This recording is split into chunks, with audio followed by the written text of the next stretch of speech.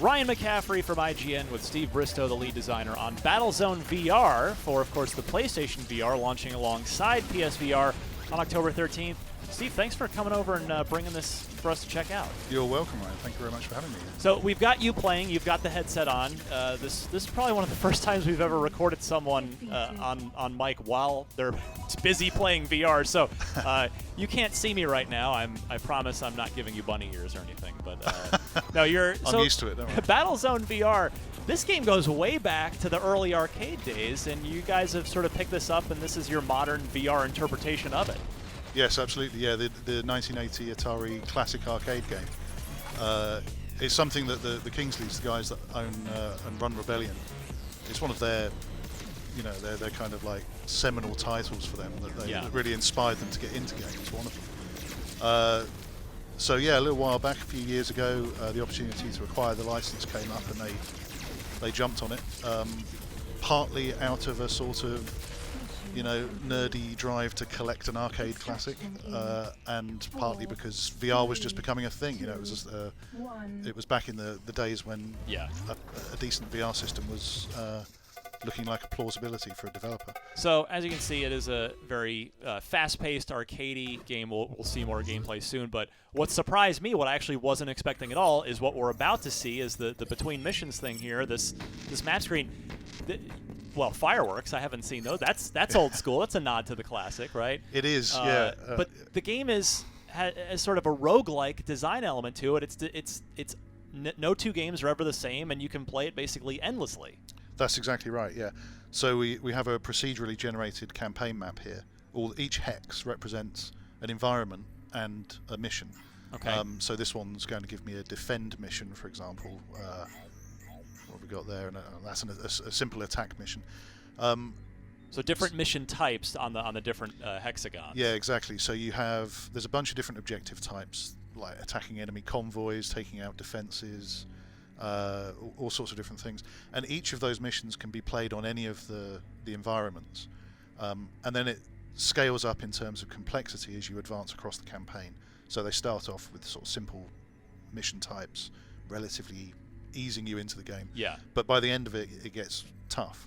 That means that over the course of playing the game, you've got to have visited these things, supply points, where you spend the data that you accumulate, the money, essentially, that you earn, and you upgrade your weapons and so on and make yourself tougher. So it uses that kind of loop that I associate with roguelike games, of the better you do, the more you can invest in your progress.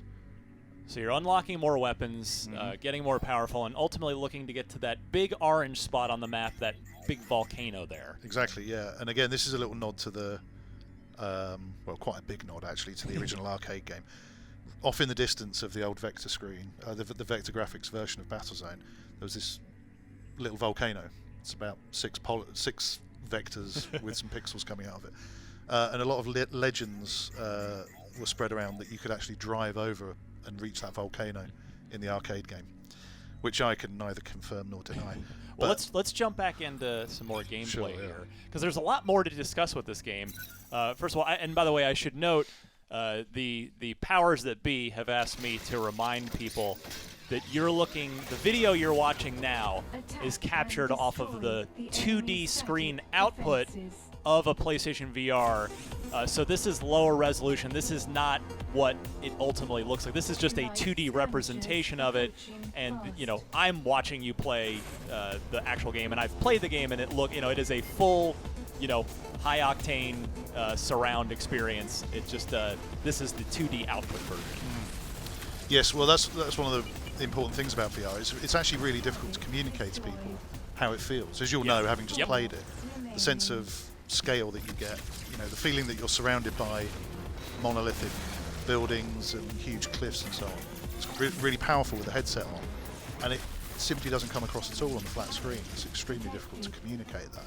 So one of the great things for us has been that Battlezone was one of the games that Sony chose to put in its Best Buy demos, so you could go into a Best Buy and try the headset out. Oh, okay, so right now there are Best Buys where we can go give this a shot. Yeah, and they've been really busy getting the PSVR into shows. We were at E3 Right now we're at EGX, so anybody at EGX go and check out our stand. And it's really important to try VR out. You know, it doesn't matter how many times I try to explain to people how awesome it is. You still get surprised from people when they try it and are like, yeah, okay, right, I get it. And you know, anybody who is skeptical about VR and hasn't tried it ought to be ready to eat some humble pie, because it is. Well, what's another sort of cool trick that you guys have up your sleeve with this game? We're not seeing it here at the moment, but you have cooperative play. So that's right. Yes. If a friend of yours also gets a PSVR headset, you can play together over a PlayStation Network. Exactly. Yeah. Up to 4-player co-op. So yeah, you can create a fire team of 4 friends or 4 strangers, if that's your thing. And that really mixes up the type of mission that you're going to get, and the way that you tackle it. The game becomes it really shines actually with a couple of friends. It starts to really come together. Many of the game's mechanics are designed to be primarily single player, but with a strong cooperative component. So for instance, I've got a piece of special equipment here, Vampire, which is, as you see, has turned that tank green, and now for a brief period, any damage that I do to him is returned taking his health. Nice. As my health. It's a heavy tank that just rolled over me. That works in co-op as well, so any of my teammates shooting that green tank will also get health. Oh, cool. So it's one of the ways that the game is designed from the ground up with co-op in mind. I like little Gears of War style active reload there. Yes. I take it you get a little bonus if you hit it right in the green. Yeah, you do. It's quite tough to do, actually. I'm demonstrating extremely badly. There we go. And I guess I should point out, since again nobody can see you playing the game here on this video, because certain PlayStation VR games are played with 2 move controllers. You are using the regular DualShock gamepad here. Yeah, absolutely. And it was designed that way from the get-go. We, partly because, well, I mean, really the main reason is it just feels like an appropriate way to control a tank. Yeah. So yeah, the game has been designed around the DualShock controller. As you're cruising, can you kind of look around your cockpit a little bit here for people? Sure. Yeah, you kind of look down at the chair and you can see. Yeah, so you're in there. You're in that cockpit. Yeah. So the control scheme, I mean, as you can see, I'm not representing the fact that I've got 2 controllers on this tank cockpit. This is actually using the original Battlezone arcades style of movement as I rotate round and so on. Yeah. We're mimicking that, but that's just a nod to the arcade game. But you can actually see the PS4 controller in your view. That's cool. And it's we've got callouts on it for things like reloads and stuff, so you can use it as part of the tutorializing of the game as well. And it's quite a nice feeling to actually have it in front of you. And what I liked about when I played this earlier, I did not get nauseous at all. It's a fast action, fast moving game, but I was able to keep my lunch down. So I don't know what you guys did, but I appreciate it. Well, thank you. Because that's not always the case with VR games. No, that's true. It's certainly an issue that people are very conscious of, and we've been very conscious of. Again, it's something. The extent to which it was going to be a problem that we had to solve became clear as we early on in development. The first prototypes of this game were much more challenging in that respect than. But we've done a lot of interesting stuff, some big and some small. Probably the most significant thing is that we keep the frame rate, using the reprojection at 120 hertz. So it's rock solid the whole time. Yeah. That smoothness really helps, and the nearly imperceptible pickup of your head movement. As I move my head around here, I don't know how well it comes across on the video. Pretty clear. And I don't imagine I look particularly smart doing it. But, well, no one can see you. But it picks it up instantly. You really forget that you're watching what's essentially an image that's being updated. Right. It keeps that illusion really solid. And from a design perspective, that's a technical thing that the PSVR headset just does really well. And our engine is good enough to maintain this very high frame rate. But there's a bunch of other stuff going on at a design level as well. The most significant of which is the fact that we actually decouple the head from the head movement from the cockpit movement. So if your tank gets rocked, it's not your point of view getting rocked as well. Exactly, and that was something that we discovered in the development process to begin with, as I would have done if I were designing this game for a flat screen experience. The horizon would tip around as your vehicle moved, because that helps to convey the motion of the vehicle, and it feels more dynamic and cool.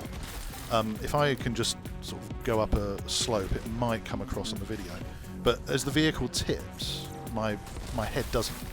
So I'm sort of automatically stabilizing myself, as it were, and the vehicle rocks underneath me. And you don't really notice that happening when you're in VR. You still get all of the sensation of moving around, but your head isn't being moved in a way that your brain isn't anticipating, if you know what I mean, which is an unpleasant thing to have happen in VR, and something we learned the hard way, essentially, in developing.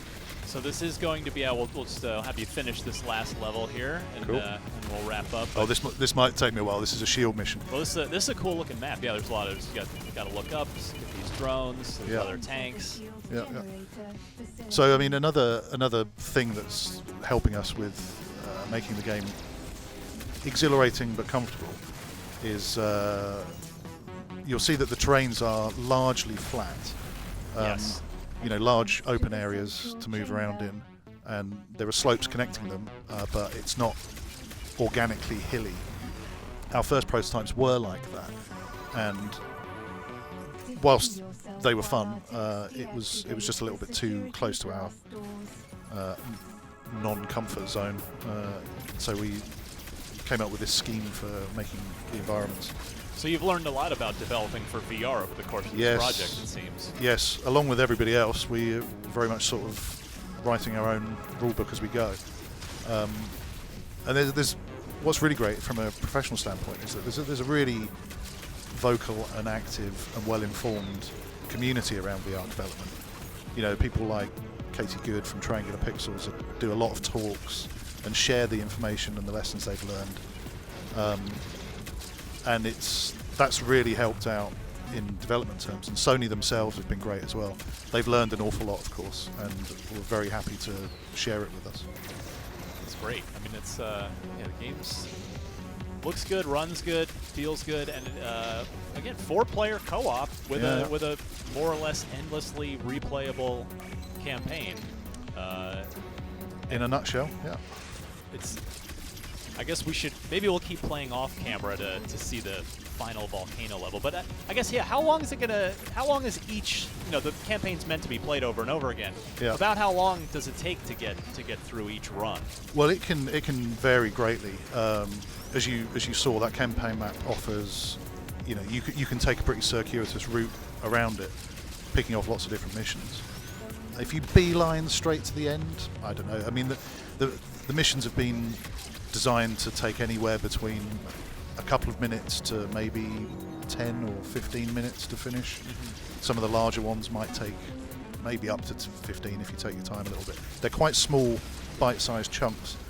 And again, that's a sort of a VR-sensitive design decision. Right, to ease people in to the experience. Yeah, exactly. And if you want to play for 5 minutes, you can do that and still make some worthwhile progress through your game. I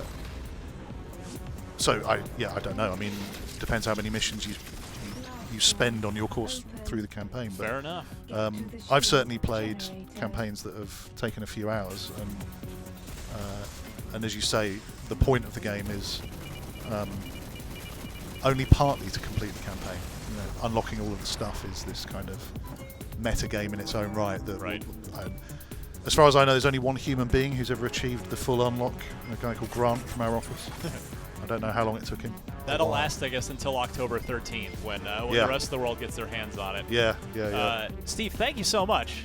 Well, this is a treat. I'm glad I got to play this. And yeah, 4-player co-op, one of the few multiplayer PSVR titles that are going to be out of the gate. So it's on.